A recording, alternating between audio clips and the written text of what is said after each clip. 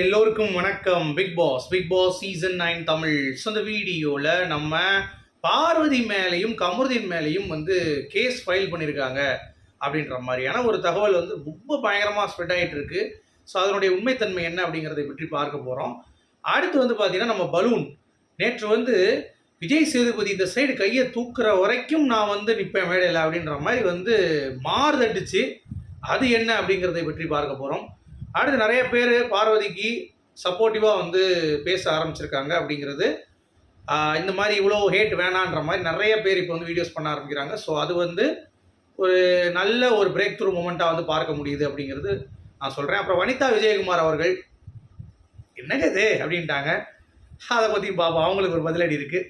So வீடியோக்குள்ளே போகிறதுக்கு முன்னாடி சேனல் புதுசாக இருந்துச்சுன்னா கண்டிப்பாக சப்ஸ்கிரைப் பண்ணிக்கோங்க. வீடியோவை பிடிச்சிருந்தா ஒரு லைக்கை போடுங்க. லைக்கை பண்ணுவீங்க நான் நம்புகிறேன். இப்போ நம்ம வீடியோக்குள்ளே போகலாம். ஸோ பார்வதி கமருதீன் மேலே கேஸ் ஃபைல் பண்ணப்பட்டிருக்கு. ஸோ அவங்க பார்த்தீங்கன்னா சிறைக்கு செல்வது உறுதி, கைது செய்யப்பட்டிருக்கிறார்கள் அப்படின்ற மாதிரிலாம் பயங்கரமான ரூமர்ஸு. ஸோ நம்மளும் விசாரித்து பார்த்தோம், என்னடா அது அப்படின்ற மாதிரி. ஆனால் அந்த மாதிரி எதுவுமே இல்லை. ஆக்சுவலாக பிரஜன் பார்த்தீங்கன்னா கேஸ் ஃபைல் பண்ணியிருக்காரு அப்படின்ற மாதிரிலாம் தகவல் இருந்தது.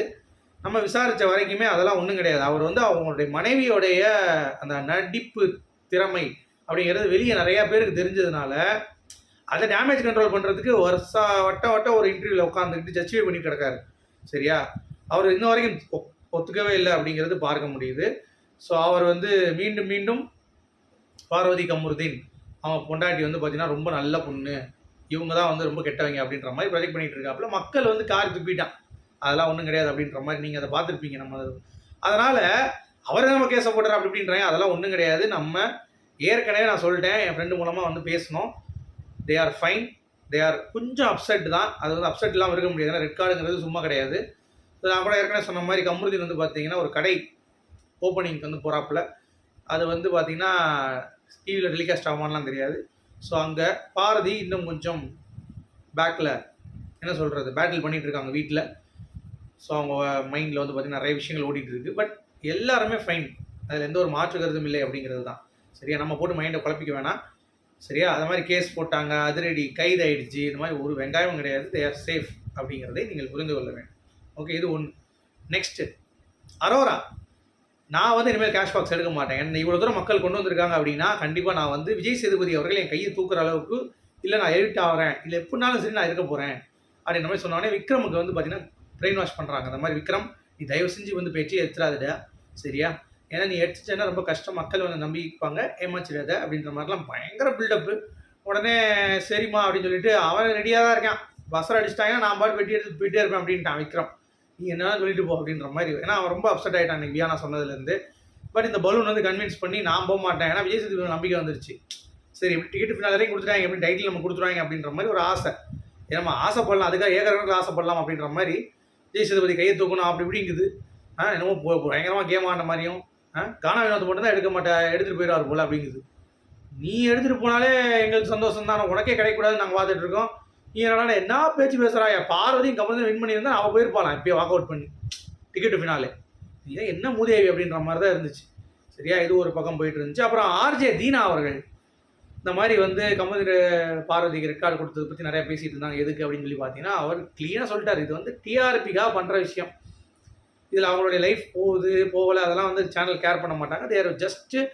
தே ஆர் ஃபோக்கஸிங் டிஆர்பி அப்படிங்கிறத நீங்கள் புரிந்து கொள்ள வேண்டும்.